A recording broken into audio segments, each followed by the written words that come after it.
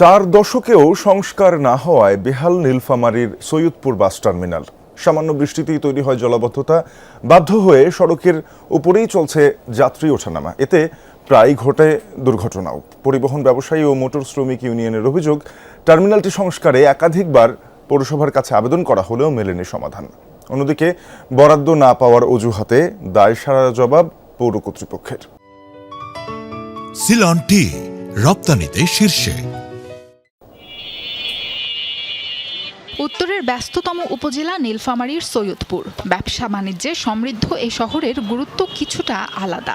এখানে রয়েছে বিমানবন্দর, আছে রেলওয়ে কারখানা, তবে শহরটিতে নেই ভালো মানের বাস টার্মিনাল কিংবা যাত্রী ছাউনি। অথচ প্রায় 1.5 লাখ মানুষ প্রতিদিন এই শহরে আসেন এবং কাজ শেষে ফিরে যান। টার্মিনালটি নির্মাণের পর 40 বছর পেরিয়ে গেলেও সংস্কার হয়নি। পার্কিংয়ের বিভিন্ন স্থানে অল্প বৃষ্টিতে তৈরি হয় জলাবদ্ধতা। ঝুঁকিপূর্ণ হওয়ায় মূল ভবনে ঝুলছে তালা। যাত্রীদের বসার কোনো জায়গা নেই। খানাখন্দে ভরা টার্মিনাল যাত্রীদের জন্য উপযুক্ত না হওয়ায় মহাসড়কেই পার্কিং করা হচ্ছে বাস। এতে প্রায় ঘটছে দুর্ঘটনা। আমাদের গাড়ি রাখারও জায়গা নাই, আর যে একটা মাঠ আছে ওখানে পানি জমে, ওখানে গাড়ি ফেসে যায়। এই জন্য গাড়িও নামাইতে পারি না। এই রাস্তা দিয়ে প্রচুর যাতায়াত আমাকে করতে হয়, রংপুর, দিনাজপুর। আমি নিজেই ভোগান্তির শিকার।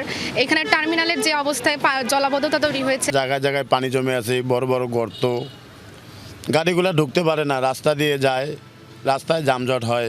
কোনো যাত্রী ছাউনি নাই, কোনো বসার জায়গা নাই। বৃষ্টি আসলে কোনো দাঁড়ানোর কোনো জায়গা নাই। বিল্ডিংটা জরাজীর্ণ হয়ে গেছে, এদিক ওদিক পানি পড়তেছে। এই তো যাত্রী ছাউনির অবস্থা। দীর্ঘদিনেও সৈয়দপুর বাস টার্মিনালে সংস্কার না হওয়ায় ক্ষোভ প্রকাশ করলেন জেলা বাস মিনিবাস মালিক সমিতির সাবেক সভাপতিও।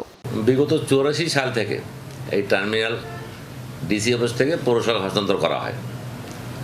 তখন থেকে অদ্যাবধি এই টার্মিনালে বড় ধরনের কোনো সংস্কার কাজ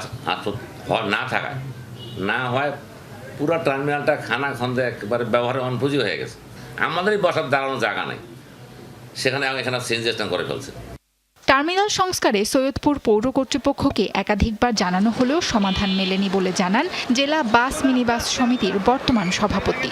এখানকার যে ইউনো মহোদয় আছে, আমি আমার শরীরে যায় ওনাকে বলছি যে স্যার, আমাদের এই টার্মিনালের জরাবিন্দু, আমাদের যাত্রীর সমস্যা হয়। আমার পক্ষ থেকে আমি চাবো যে এই টার্মিনালটা তাড়াতাড়ি সংস্কার হয় এবং উন্নত মানের জন্য হয়।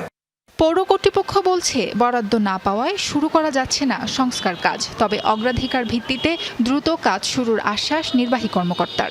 রাস্তা, ড্রেন, এইটা নেটওয়ার্কটাকে আগে পরিপূর্ণ করে তারপরে হয়তোবা আদার যে স্ট্রাকচার এইগুলোতে হাত দেবে। সৌন্দর্যমণ্ডিত একটা মডার্ন টাইপের বাস টার্মিনাল হয়, এটাই আমাদেরকে প্রস্তাব দেওয়া আছে।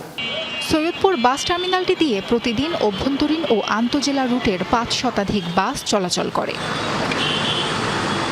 সাবরিনা লিজা, যমুনা নিউজ।